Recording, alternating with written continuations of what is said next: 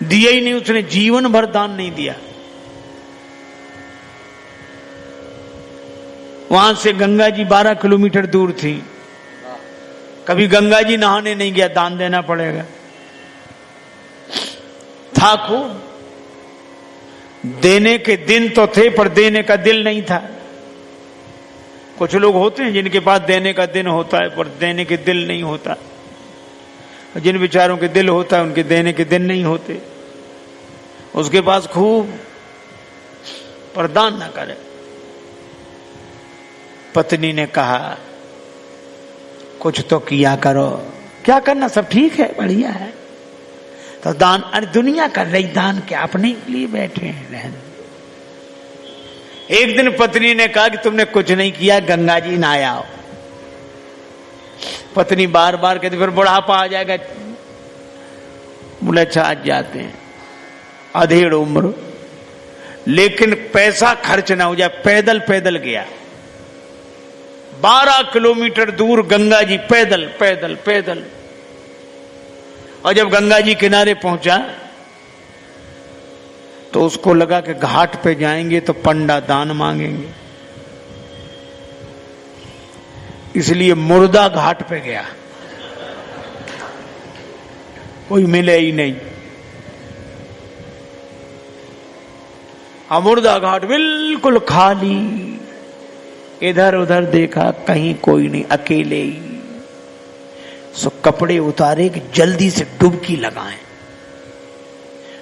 एक गमछा लपेट कर गया गंगा जी में, डुबकी लगाई। और भगवान को लगी हंसी कि ऐसा विचित्र भक्त नहीं देखा, जिंदगी में कभी दान नहीं किया। और आज आया तो मुर्दा घाट पे। सो भगवान को कौतुक सूझा। सो भगवान ने एक ही काम किया, जैसे ही डुबकी लगा के दानचंद बाहर निकले, भगवान पंडा के रूप में वहीं प्रकट, यजमान की जय हो।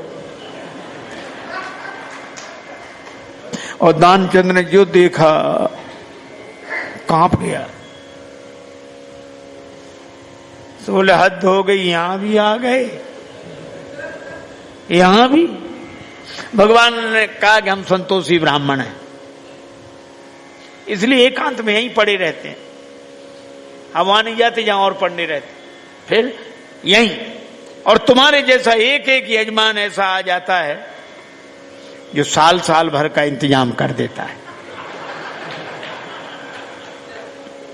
तो तुम भले आ गए, 1 वर्ष का इंतजाम कम से कम। कांप गया, बोले हम नहीं कर सकते, हम नहीं कर सकते, नहीं करेंगे। भगवान बोले तो दान तो श्रद्धा के ऊपर होता है, जितना करो। 6 महीने नहीं, नहीं महीने भर नहीं, हम 1 दिन का भी नहीं कर सकते।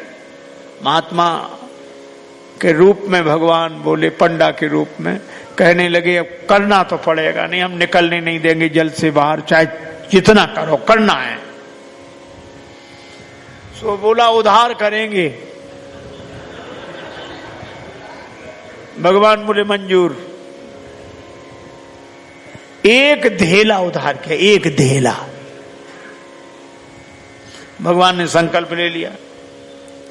बड़ा खुश हुआ कि पंडा को अब कह के 1 धेला पे कौन आता है। बेचारा पैदल 12 किलोमीटर गया, फिर लौट कर आया, थक गया था, शाम हो गई थी, अब सोया। अभी सोया ही था तब तक पंडा के रूप में भगवान दरवाजे पे हाजिर। यजमान की जय हो। पत्नी गई, पंडा को देखकर लौटी, कौन है? पत्नी बोली किसी पंडा को कुछ देने के लिए कह आए थे। हाँ तो बोले आ गया, वो तो वहीं है, बाहर है। दानचंद बोले आ गया? हाँ, अरे देव धेला काहे को? बोला मुश्किल, एक काम करो। क्या? पत्नी से बोला जाके कह दो कि वो बीमार हैं,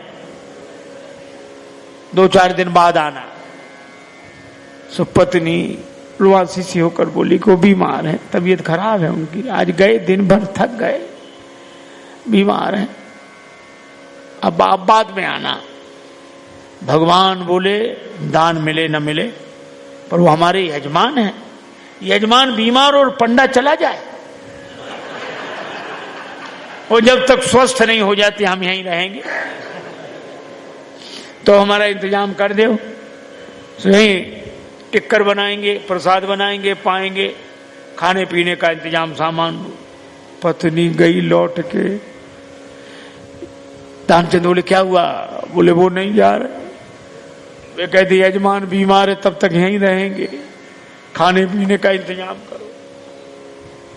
दानचंद से बोली दे दे धेला। दानचंद बोले बहुत मुश्किल है। अच्छा एक काम करो, क्या उसको पुराना अभ्यास था योग का, तो सांस रोक के रह गया। पत्नी से बोला कह दो मर गए। महाराज सांस रोके पड़ा। पत्नी गई तो पत्नी ने रोकर कहा चले गए, मर गए, अब तो जाओ।